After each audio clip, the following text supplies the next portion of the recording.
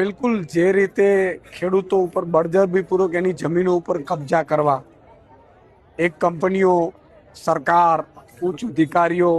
અને પોલીસનો દુરુપયોગ આ બધું ભેગું કરીને ખેડૂતો ઉપર જે રીતે બેરહમીપૂર્વક અત્યાચાર કરીને જમીનો ઉપર મા સમાન જમીનો ઉપર એની છાતી ચીરીને ઘૂસ્યું એ આ સરકાર ખરેખર દયાહીન કહેવાય, દયાહીન રૂપ થયો છે હું કહીશ। આજે તમે વિચાર કરો કે એક અદાણીને એરપોર્ટ ઉપર 1 કલાકના ગાડી રાખવાના 120 રૂપિયા ભાડે આપવામાં આવે છે। એ જ અદાણી અહીંયા એક આટલી મોટી ખેતર ઉપર કબજો કરે છે તો પોતે ભાડે નથી આપતો। અમારી માંગ એ છે ખેડૂતોને પૂરતું વળતર તો આપો જ, સાથે સાથે મેં તો એવું કહ્યું છે કે આખા ગુજરાતનો પ્રશ્ન છે અને આખા ગુજરાતમાં આજે જમીનની કિંમત 30-35 લાખ કે 40 લાખ રૂપિયો વીઘો છે। 25 વર્ષ પછી આ જમીનની કિંમત 2-3 કરોડ રૂપિયો છે। તો સ્ટેટ લેવલની કમિટી બનાવો અને 25 વર્ષ પછીની જમીન એની કંપનીઓનો પ્રોફિટ એ પ્રમાણે વળતર આપો, અથવા તો ખેડૂતોને જે અસરગ્રસ્ત ખેડૂતો હોય એને પ્રોફિટમાં ટકાવારી આપો, એવી અમે માંગ કરી છે। સાથે સાથે હું તમને કહું છું કદાચ એ સરકાર ન કરી શકે તો જે ખેડૂતોની ડિમાન્ડ છે પ્રોપર અહીંયા યોગ્ય વળતરની, એ વળતર આપે અને એ વળતરમાં માની લો કે એ ન કરી શકતા હોય કંપનીઓ વાળા, ત્યાં સુધી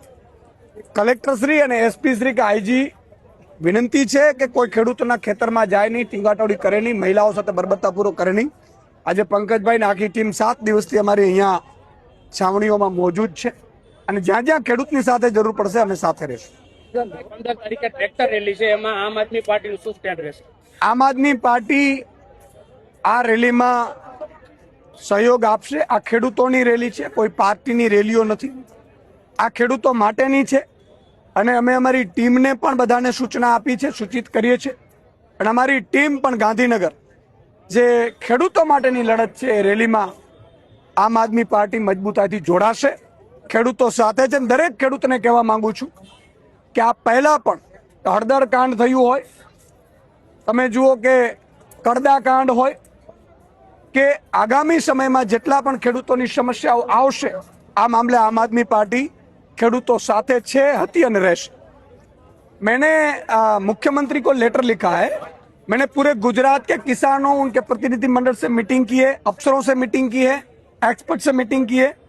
और उस निष्कर्ष पे मैं आया हूं कि भाई ये पूरे गुजरात का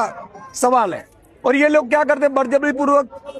पुलिस को भेजकर, लोगों को डराकर धमकाकर, फर्जी केस कर और 2-4 लोगों को ज्यादा मुआवजा देकर ये लोग आंदोलन तोड़ते हैं। भाजपा को ये अभी आदत हो गई है कंपनियों के साथ मिलकर, इसलिए मैंने मुख्यमंत्री श्री को लेटर लिखा और ये कहा है कि अभी जो बाजार कीमत है वो 25 साल बाद या 30 साल 40 साल बाद ये करोड़ों में जाने वाली है जमीन। तो किसान की जमीन का मुआवजा उस तरह से स्टेट लेवल की कमेटी की एक रचना की जाए और वो उस तरह से मुआवजा वन टाइम दे, या तो फिर प्रॉफिट जो कंपनी कर रही है, अभी 8 रुपये यूनिट दे रही है कंपनी, भाई 25 साल बाद तो 50 रुपये यूनिट होगा, तो कंपनी तो करोड़ों कमाएगी।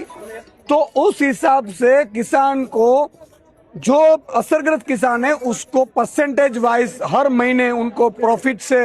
प्रॉफिट दिया जाए, प्रॉफिट में से परसेंटेज, ये भी मैंने डिमांड की है।